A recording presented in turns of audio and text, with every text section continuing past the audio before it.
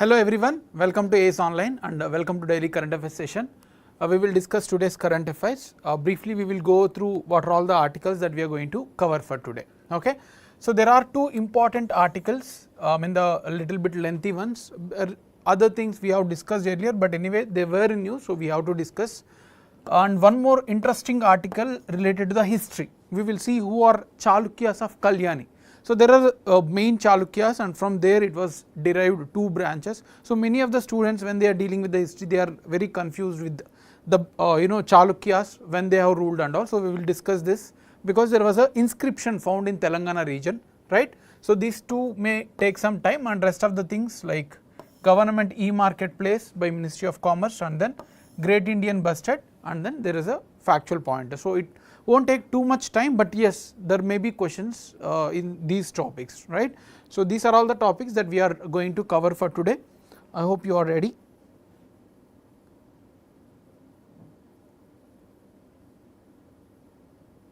Yeah, so very good evening to one and all who have joined the session. Let's start without any delay. First one, Foreign Contributions and Regulation Act, FCRA Act. Now why it is there in news?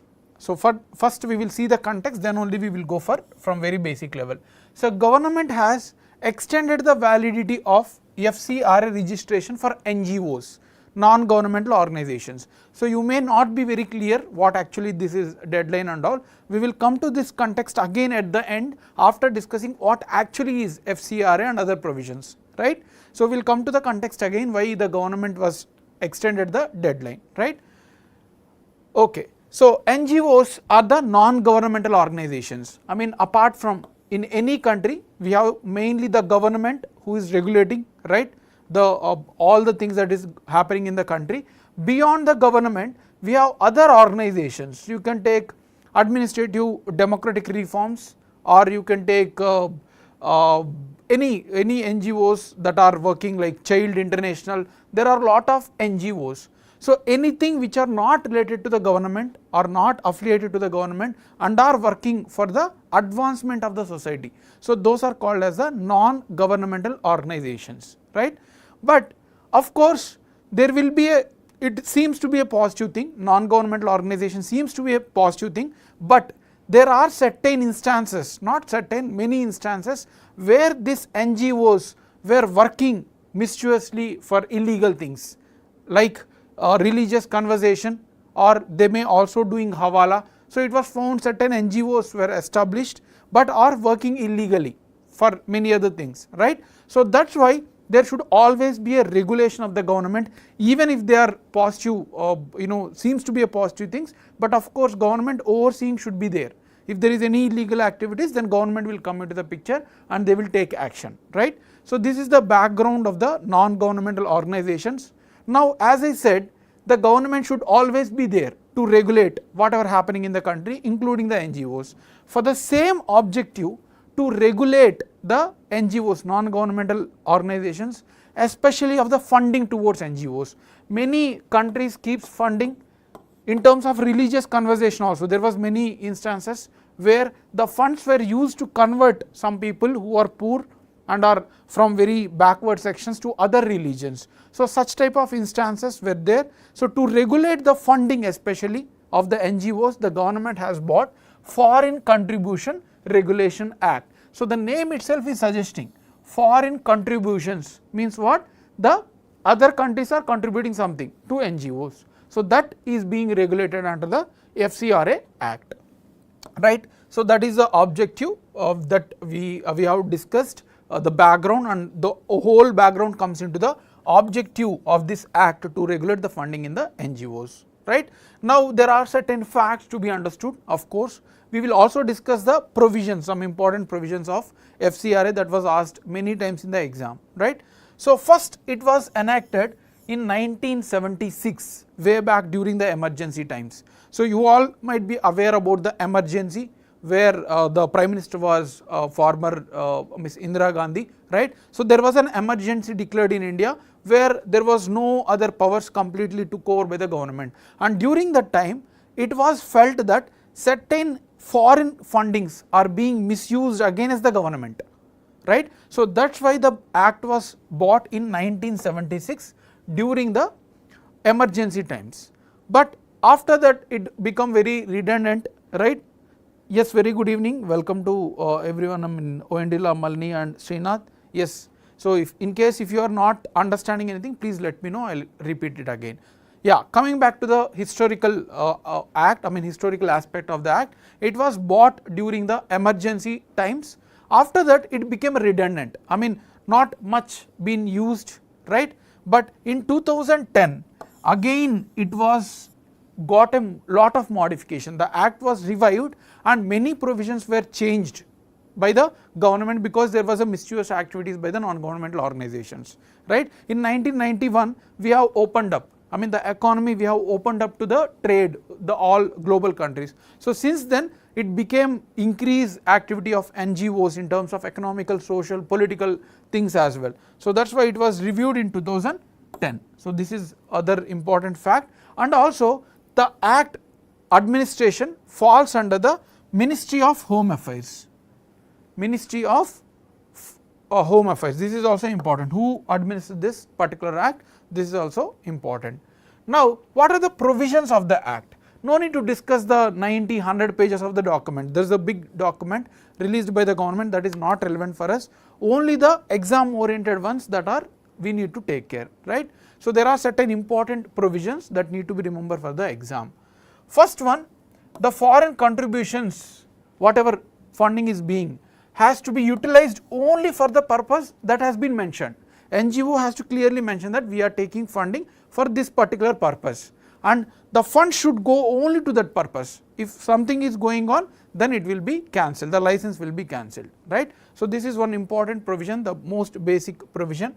Also whatever the funds that they are getting, not more than 20% can be used for administrative purpose. For example, they have received 100 crore, only 20 crore, 20% should be handled towards the administration because of giving salaries and then buying some tables, whatever the administrative thing is there. It should not do expenditure more than 20% of the foreign contribution to that particular NGO. This is again the second provision that need to be remembered. And then third provision, every person or NGO who are taking funding from other foreign companies or foreign organization, they have to register or create a bank account from State Bank of India Delhi branch. So no other branch or no other bank they can register, only with the SBI, and that too in Delhi. So all the funds that are coming from the foreign countries will go to this particular branch into those accounts registered. So it will become easy for the government to regulate or to oversee the activities. So that's why this is one important provision under this particular act, the third one. Next one, the registrations are valid for 5 years. So once we take, for example, we have taken on January 1st 2024, so it will be eligible till December 31 of January 2000 plus 5 you can add, so 2029, right. So or 2028 December 31 it will be valid. So they need to, if they are following all the rules and regulations, again it will be given the registration by the government for 5 more years, right. So this is other important provision.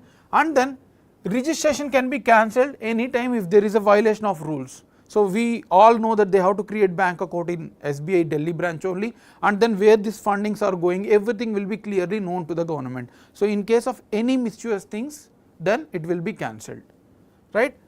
Once the registration of NGOs is cancelled, so if there is any mischievous activity from the NGO and that was cancelled by the government, then for next 3 years there won't be any permission for the NGO to work in India, right. So this is also other provision to be remembered, right. So these are some of the provisions. Now what are the prohibition activities, what are the prohibited activities under the provisions? These are some important provisions, and some activities are prohibited to the NGOs. These activities cannot be performed by any of the NGO. This is also important to be understood. So they should not represent any fictitious entities. So there will be some hawala entities, companies will be there in foreign companies. They should not transact with any such fictitious entities. That is one prohibition. And then the NGO should not involve in any of the religious conversations. So many of the missionaries were there even during British and even today it was noted in many of the areas that missionaries are being misused to convert religions, right, from funding from the Western countries. So that is also completely prohibited. Should not have history of prosecution related to the communal tension, communal disharmony. So those NGOs should not have any history of prosecution, then only they will be eligible to get the benefit. Also, the applicant must not be engaged in activities related to the sedition. Sedition means any of the speaking or the talks which is against the government, right. So that is called as the sedition, and those NGOs or individuals who are working in India should not be involved in the sedition, that is speaking against the government. That is also one more restriction. Then FCRA prohibits there are certain sections where they cannot take any funding. The NGOs cannot take any funding if they are involved in terms of judges. So there are certain judges who retire and then involved into NGO. So judges or government servants, politicians, political organizations, all these are ineligible, even if they are genuine, but they are ineligible to receive these fundings, right. Now coming back to the context, what we have seen that government has extended the validity of FRCA registration. We have discussed one point here that registration has to be given for every 5 years, right. For every 5 years there will be a registration and there will be a renewal. But since 2020 September, so since September 2020 there was no renewal. So it was extending. Actually for every 5 years government need to recheck and then need to give re-permission. But since September 29, 2020, that validity over 5 years over for review, since then there was no review at all. Government keep on extending the deadline because they were not able to process the applications. There was a huge amount of application, huge amount of data where government was unable to process the data. That's why government keep on extending rather than it was crossed 5 years even in 2020 itself for most of the NGOs, but still it's been extending the deadline because of government's inability to process the applications. So this is all about FCRA and very important provision. Most of the questions related to the NGOs were asked from this, right. So this is about FCRA. Any doubts in this?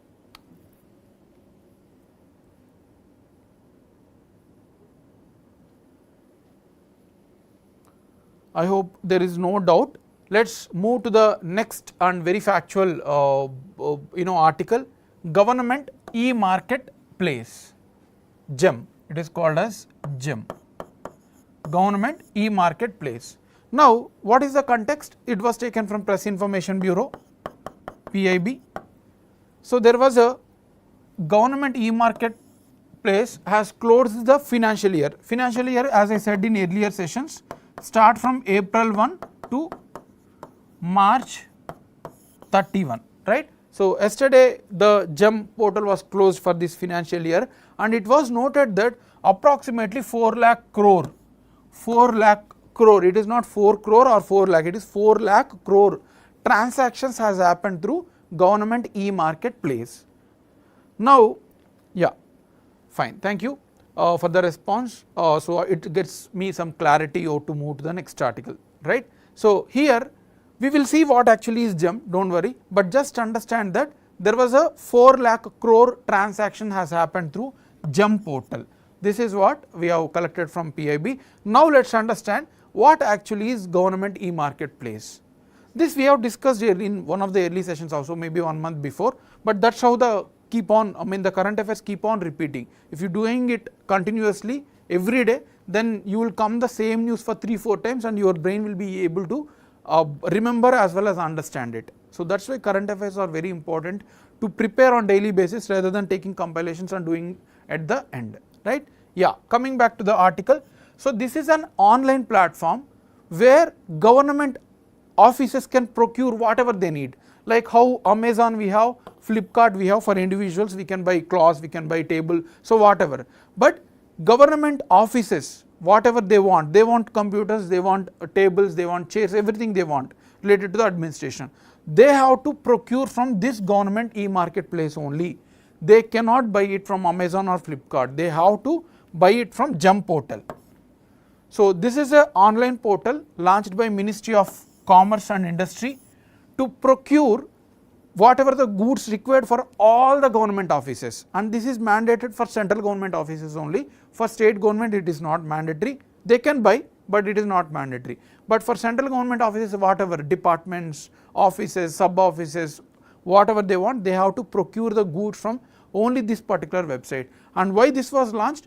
Because a decade before or even before that, there was a lot of corruption. It was quoted for 1000 crore that we need 1000 crore of goods, but it was only bought for 700 crore, 600 crore. So nobody knows where the money is going. It was subsumed or sidelined by certain government officials. So that's why this e-marketplace completely was digitalized. Government fund will directly go to the people who are selling it, and no government officials will be involved in as the intermediaries, right? So such a you can mention this in the governance answers as well, right? Because it is reducing the corruption. Also it is promoting the transparency in procurement of government goods, right? So that is the objective of the government e-marketplace. Now it was mandated by Ministry of Finance since 2017. So since 2017 it is mandated for central government of offices that one has to buy only from this GEM portal, right? So this platform is owned by, so this may be also asked in the exam, who handles this GEM portal, government e-marketplace. It is handled by special purpose vehicle which is 100% government owned. I mean the body is, the special purpose vehicle is launched by the government itself. All the shares of this special purpose vehicle is with government, and it is a non-profit. So there is no profit taken. In case of Amazon, Flipkart, they will take some profit, right? But here in this portal there is no profit. It was government organization only, right? So this is the thing, and we have, this is a generic point that we have more than 11,000 products related to all the things that required for the government, right? So this is about the government e-marketplace. Yeah. Next, third article, let's move to the third article, Great Indian Bustard. So this was taken from Indian Express. There was an article, so the image was also copied from Indian Express itself, right? So there was an article that with less than 150 Great Indian Bustards. So in India, we have less than 150 Great Indian Bustards remaining in the wild. What is driving their extinction? So this was the headline of the article. So why their number is reducing? That's what the article mentions. So before going into the detailed discussion on how they are extinct, what is related to the power lines and all, let's know what actually are Great Indian Bustards. This is very important article and many times was asked in many exams, where they are located, what is the status of conservation. So lot of questions has come from this, and again it will come because this news has been there since last 3 months continuously. For every 3-4 days there was an article. So you can expect a question from this. Let's discuss about the bird first and then we will go to the issue. So it is a ground bird, unlike the flying birds which fly for higher heights. So this is a ground bird mostly residing on the ground, right, like hen. This is a ground bird with a height of about 1 meter. So approximately 1 meter height you can expect this much, which is a big bird. So this is a ground bird with approximately 1 meter height, and then the body seems to be the brownish, you can observe here, the brownish and white spots on the head. So the physical appearance was also asked in the exam. So that's why we are mentioning here. It is protected under Schedule 1 of Wildlife Protection Act. So we have updated schedules in the Wildlife Protection Act, Schedule 1, 2, 3, 4. Earlier it was 6 schedules, but now only 4 are there after 2022 amendment. So this is having the highest protection, the Schedule 1 under the Wildlife Protection Act, right? So this is one of the 4 largest bustards. So there are total 4 bustards in India. Bustard means it is a crane family which is having the bigger wings and height, the size is bigger. So total 4 bustards are there in India. First one is McQueen bustard, Lesser Floricon, Bengal Floricon. Bengal Floricon is also critically endangered species located in the Bengal region. So these 3 and plus the Great Indian Bustard. So these are the 4 bustards that are present in the India. So this is also important to be remembered. They will give 3, 4, and there are lot of bustard species. right? They will give 4, 5 and they will ask which are present in India. So these are all the 4 busted species that are residing in India. Now they feed on insects, lizards, grass, seeds, etc. So they are omnivorous, they are both herbivorous as well as carnivorous. So combined, this is a omnivorous bird, so it can eat both vegetarian as well as non-vegetarian. Now habitat, where they are located? They are located on the dry lands of Rajasthan and Gujarat region, especially the desert regions of Rajasthan. So they want the dry grasslands, it is not like evergreen forests, right? Earlier it was located throughout India, but now they were restricted to certain parts of Rajasthan and Gujarat.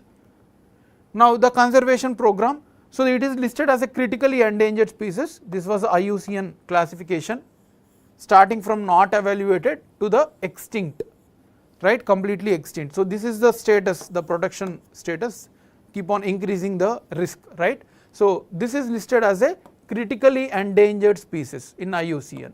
This is the IUCN classification.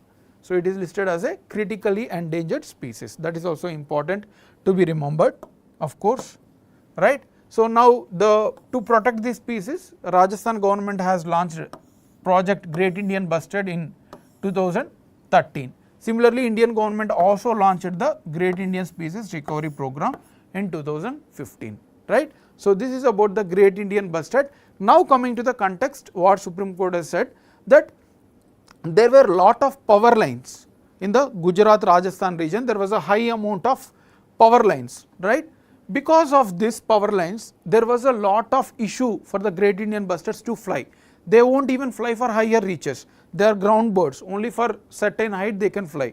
So whenever there was a flying by this Great Indian Bustard, there was lot of killings, I mean lot of death of these birds because of this transmission lines. So Supreme Court has asked government of India that try to launch the electrical lines at the ground, under the ground, rather than over the like this over the sky, right. You should lay the electrical lines or the internet lines at the ground, under the ground, so that at least in these habitats where these are residing, so that these birds will be protected, right. So only 150 are there, and if you keep on doing the same thing, they will get extinct, right. So government, Supreme Court has advised government to lay the lines under the ground.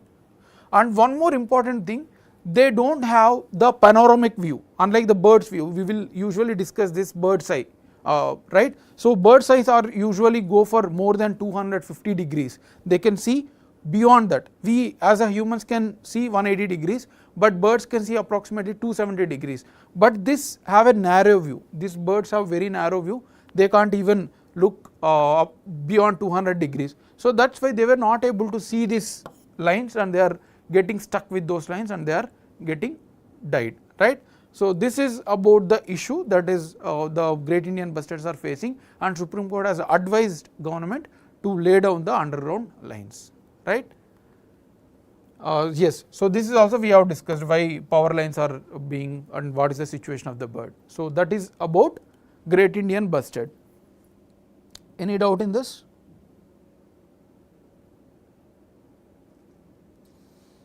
Okay. Now moving to the last article, and very interesting article. So I think this is very rare articles that we are discussing from history, right. So we were discussing mostly of current affairs, and historical articles are not usually published in the papers until unless there is some discovery. So it is one such article, we will have a very good discussion on this. There may be some confusion among students about Chalukyas. Let us discuss about, before that let us understand the context, okay.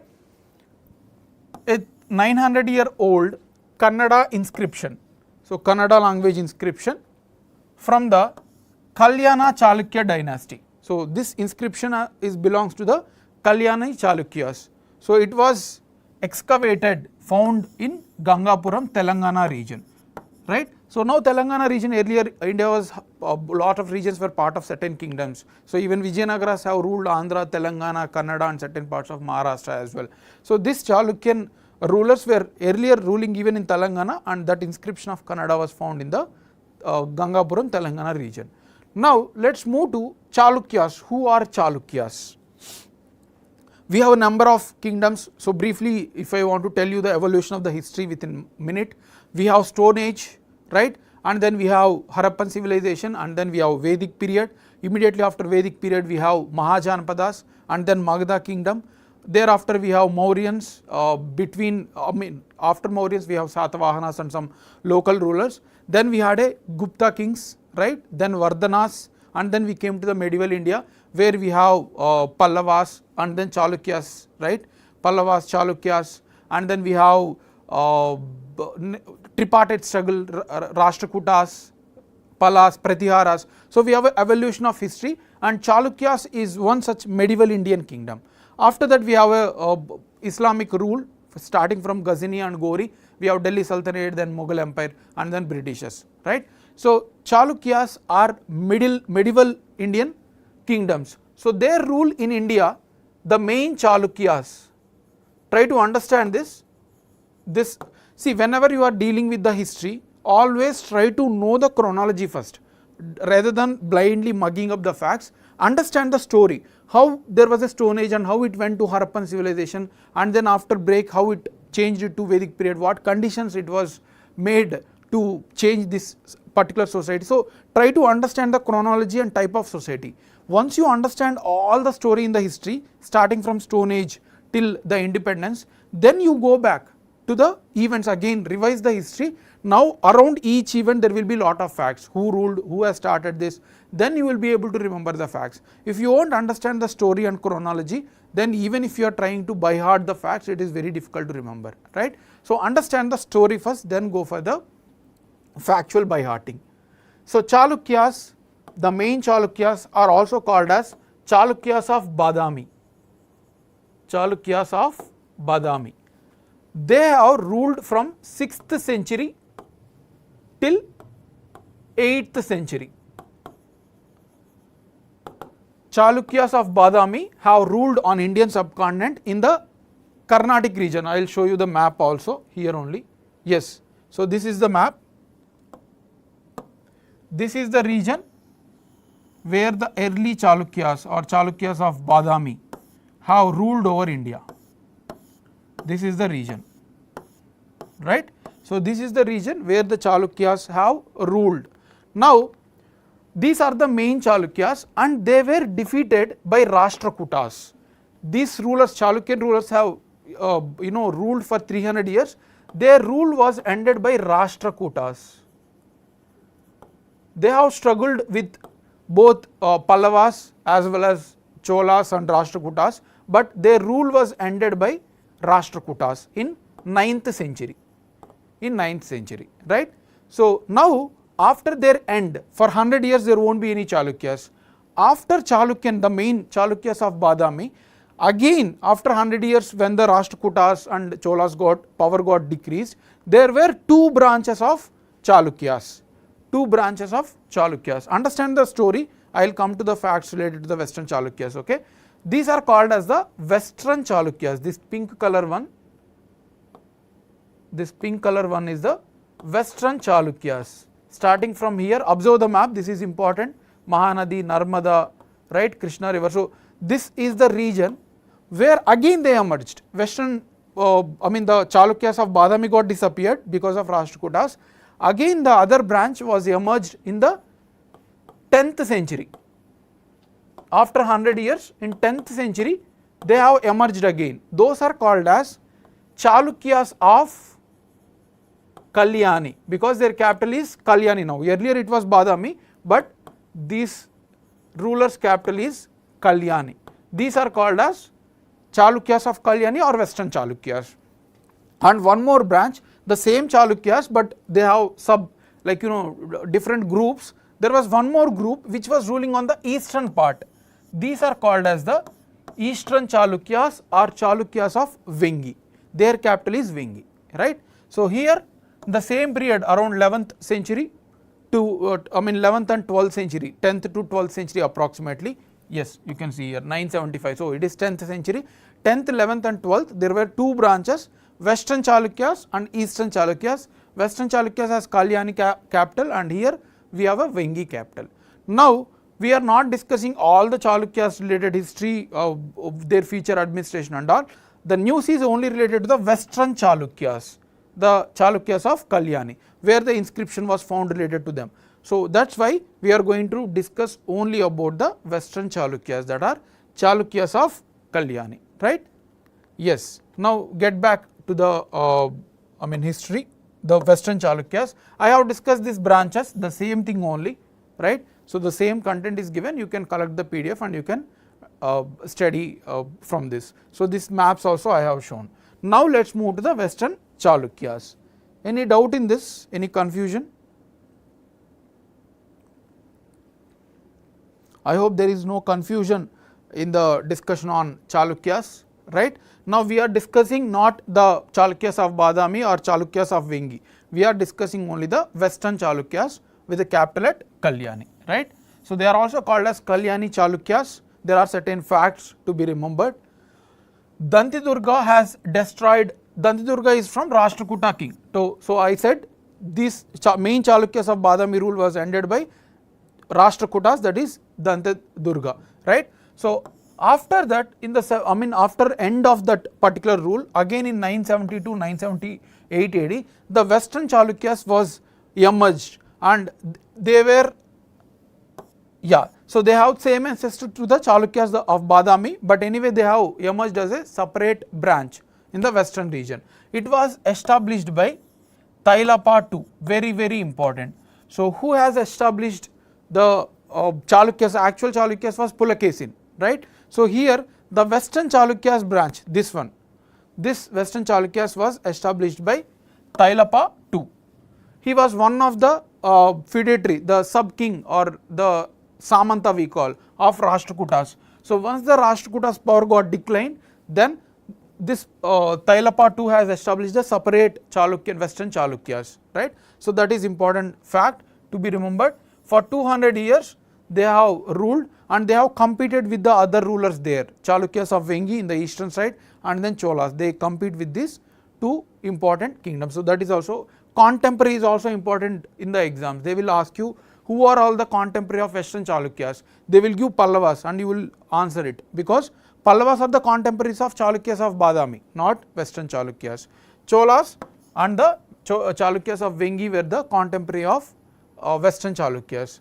Now other contemporaries, when western Chalukya rule was there in 10th and 11th 12th century, who are all the contemporaries, that is also important. Who other kingdoms were there during that period in the other regions. Hoysalas, then Sona Yadavas of Devangiri, and then Kakatiya dynasty, very popular, Kalachuri kingdoms. So all these are sub kingdoms in that region and they are subordinate to western Chalukyas. Western Chalukyas has arisen after Rashtrakutas. So these are all the sub kingdoms, right. They are all subordinate to the western Chalukyas. This is also important to be remembered.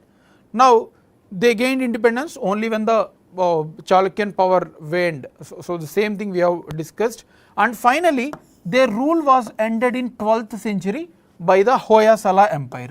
This is also important fact. So Hoysalas were their subordinates, but as the kings got weakened and the kingdom got reduced, the Chalukyas, Hoysalas has defeated them and he ended their rule. It was also asked many times in the exam, who ended Chalukyas rule, Pallava's rule, something like that they will ask. So this western Chalukyas rulers rule was ended by Hoysalas, fine.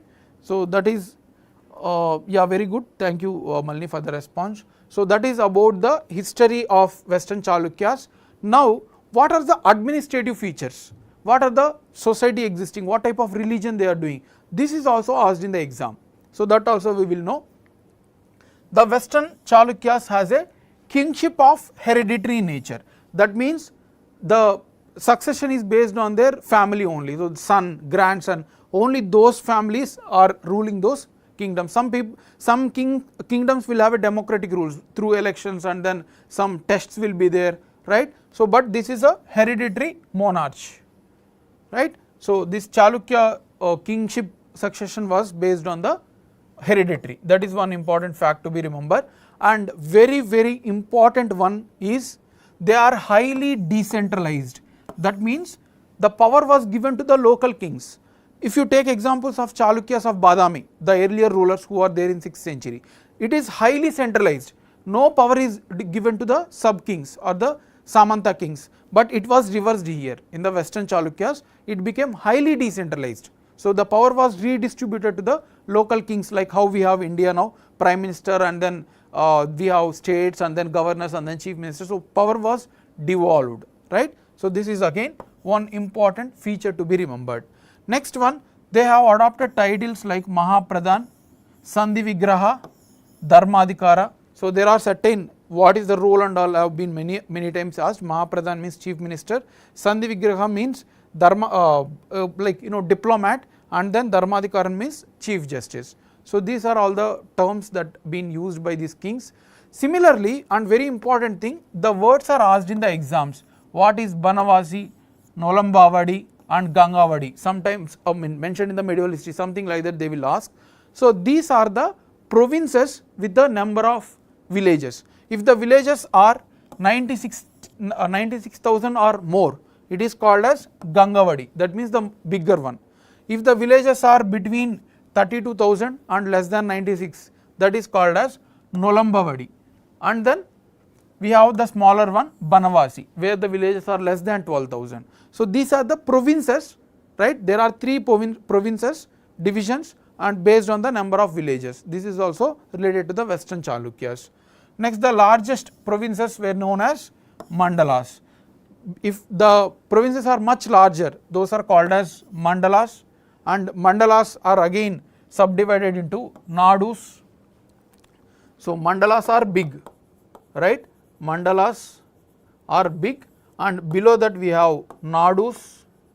This is also asked in UPSC 2021 also, prelims, about the division. So this is Nadus, and then Kampanas.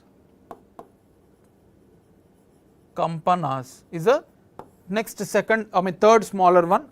Mandalas, Nadus, and then Kampanas, and finally Badas.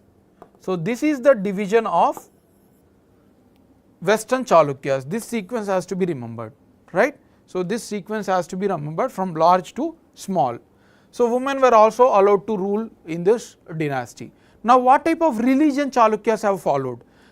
Western Chalukyas. Western Chalukyas have followed the Veerashaivism, right? So we have a Veerashaivism propounded by Basavanna in the Karnataka region, right? So even now they are very dominant caste in the Karnataka, in the politics, Veerashaivite, right? So Lingayats, we call them Lingayats. So they are the one of the dominant community in the Karnataka region. So this was the religion followed by the Western Chalukyas. They did not follow Shivaism, or you can take Vaishnavism, but they have followed Veerashaivism, a form of worship towards the Lord Shiva, right? So the Lingayats were the emergence of Veerashaiva movement. So this is also important to be remembered. And then Jainism and Buddhism has declined. Usually in Karnataka, the Jainism is very popular. Historically, if you see Chandragupta Maurya, right? So he has came from there till, so not Chandragupta Maurya, Chandragupta I of Gupta period. So he came till Karnataka and he has promoted the Jain religion here, right? So we have a Shravan Belogola also. Fine, I think it's Chandragupta Maurya only. Let me confirm. Yes, Chandragupta Maurya. It is not Chandragupta I. I'm so sorry. So Chandragupta Maurya even before Ashoka. So this person has came to the Karnataka Shravan Belogola region and have promoted Jainism. So Jainism has propelled, but because of other religion movement like Veerashaivite movement, it got reduced. Jainism and Buddhism both got reduced during the Western Chalukyas period. This is also important point to be remembered. Next, what type of architecture they have created? One more important thing, they have contributed for Deccan architecture. The Deccan region, we all know the peninsular part. So they have promoted the Deccan architecture, right? So this period architecture served as a conceptual connection between Chalukyas, earlier Chalukyas of Badami, and then Hoysalas. So this is a transition between Chalukyas of Badami and Hoysala dynasty. So between that we have a Western Chalukyas, and their architecture is called as Gadag style. Very, very important. Gadag is a district or a place in Karnataka. So the temples mostly were built from this region. So that's why Chalukyan, Western Chalukyan architecture is also called as Gadag style, very important, they will ask you in the exam, right. And there were some important sculptures called as Kirti Mukha. They are devil faces. If you see, if you go to some temples, there will be devil faces. I mean the picture, the sculptures are very scary. So those Kritimukha were sculptures were used by the Western Chalukyas. So this is also, and some important temples to be remembered. They will ask you in the exam which temples are located where, in which district and related to what. So here there are some important temples built by this Western Chalukyas. Kasi Vishweshwara temple, which is located in Gadag, and then Doda Basappa temple, again Gadag district, Mallikarjun temple Kuruvati in Devanagari district, and then Kaleshwara temple Bagali in Devanagari district again, and Siddheshwara temple at Haveri. So these temples you need to remember in which state and who built that, the Western Chalukyas, right. So that is about today's main articles. Now we will take one final fact. There is one fact which is relevant for our exam. The world's first Om shaped temple. So you can see here Om shape, right. So the world's first Om shaped temple was inaugurated in the village of Jadan, Pali district of Rajasthan. Very, very important. They will ask this in the coming exams, whatever you are going to write. So this is the world's first temple which is shaped in Om. Fine. So that is the fact, and this is what for today's session. Now let's move to the factual, questions, practice questions. Yeah, I hope you are ready to solve the practice questions. First question. Consider the following statements about Foreign Contribution Regulation Act. So we have discussed this Foreign Contribution Regulation Act, right. So first statement, it was enacted during the 1991 economic reforms. So this is the first statement. Second statement, FCRA is a law that regulates the investment of foreign capital in India. That is the second statement. Third, it prohibits the receipt of foreign funds by candidates for elections, journalists, newspapers and media broadcast companies. So this act prohibits to receive funds in these organizations. So tell me the answer now.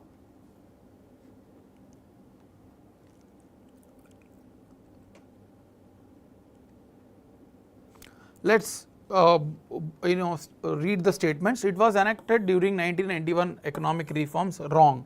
It was enacted during the emergency time in 1976. So first statement stands wrong. It is eliminated. Second statement, FCRA law that regulates, FCRA is a law that regulates the investment of foreign capital in India. This is also wrong. It is not related to the foreign capital of India. It is contribution. It is just, foreign capital means FDI in terms of business, but this is a donation, right. So this is donation for the NGOs. Foreign capital means giving money for the investments to do business. So this is second statement also stands wrong. Third, yes, it prohibits to receive any funding for journalists, newspapers and all, because they may influence. So answer is A, 3 only. I don't know why some students are confused. You need to understand the statement, not blindly, okay, there was some foreign funding and all. You need to understand the statement, then only answer the questions, right. So that is the first question. Second one, Government e-Marketplace is an initiative of Ministry of Commerce and Industry, Ministry of IT and Electronics, Ministry of Heavy Industries and Atal Innovation Mission. Yes, Oindila, Sandhya, Ramanjaneyulu, Ganesh have answered it as correct. Now tell me the answer for second question.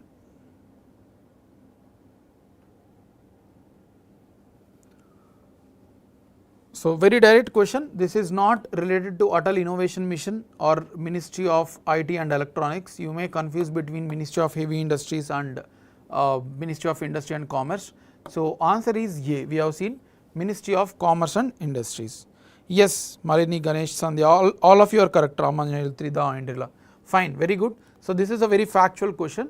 So see, try to develop the analytical skills also, not just by hearting the things as the first question came. You need to understand the statement. Application is very, very important. Next, in which of the following regions in India one can see Great Indian bustard in its natural habitat? So this is the Ranjan, yes, you are correct. So this is the second question. We have seen Great Indian bustard. So in which of the following regions in India one can see Great Indian bustard in its natural habitat? Aravalli ranges of Rajasthan, Gir National Park of Gujarat, Desert National Park, Luni Basin. So this are the, try to read all the statements rather than jumping into the answer. Try to read all the 4 options, then only you choose the best one. There may be confusion, but you need to choose the best one.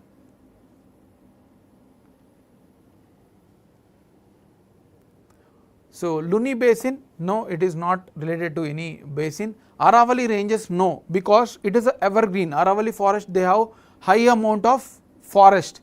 So these birds like the dry ecosystems, it is not the evergreen forest. So they won't be located in Aravalli ranges. I told you that these birds are living in the dry ecosystems, right? The dry, wherever there is a dry regions, it is not evergreen. I stressed that particular point, but still I don't know why students are understanding. So that's how the application part comes rather than by hearting, right? Then Gir National Park, Gujarat, no, it is popular for lions, Indian or Asiatic lions. So answer is Desert National Park. There is a Desert National Park in the Rajasthan. So here it is located. So answer is C. Some of have answered it very good. Malini and then Ramanjaneyulu, Sandhya have answered it well. Fine, very good. Keep it up. Next one. Which of the following is the northern boundary of Western Chalukyas? I have showed you map. See, this is how the questions are framed. Whatever I am discussing directly, you may be able to answer now, but in the exam it is not exactly what we teach. No teacher can claim that exactly what we teach will come in the exam. It will be here and there, you need to understand and you need to score.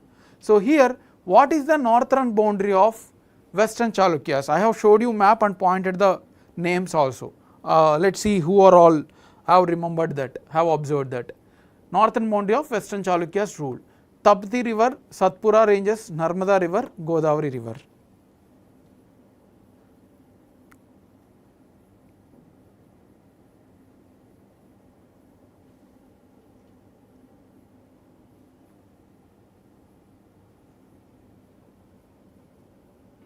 So Godavari river you can eliminate because this was even went till the Madhya Pradesh above region.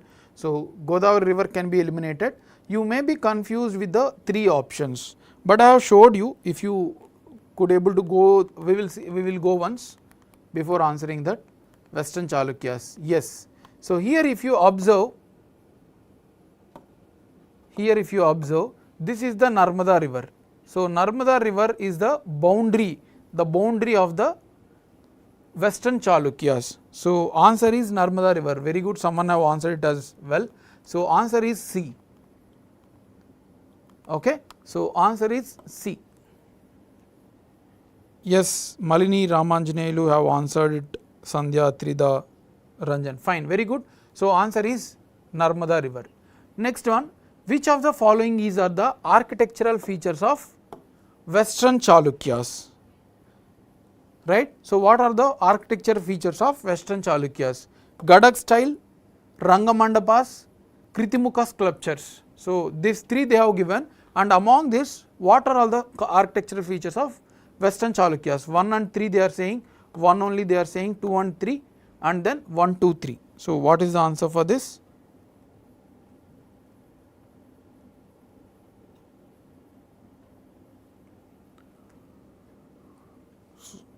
Yeah. So let us see Gadak style. I stress this very direct question that there is a certain region in Karnataka where that architecture comes. So Gadak style is there. Rangamandapas are no. They are the features of Vijayanagaras. Vijayanagara kingdom, right? So Kritimukha sculptures, yes, devil shape sculptures. So answer is 1 and 3. Fine. So this is the question. So, most of you have answered it as correct, right. So, this is all for today's session. Please like and subscribe our videos, so it encourages us to do more. So, thanks a lot for all the support and for those students who have attended the live session. So, keep watching and have a great evening.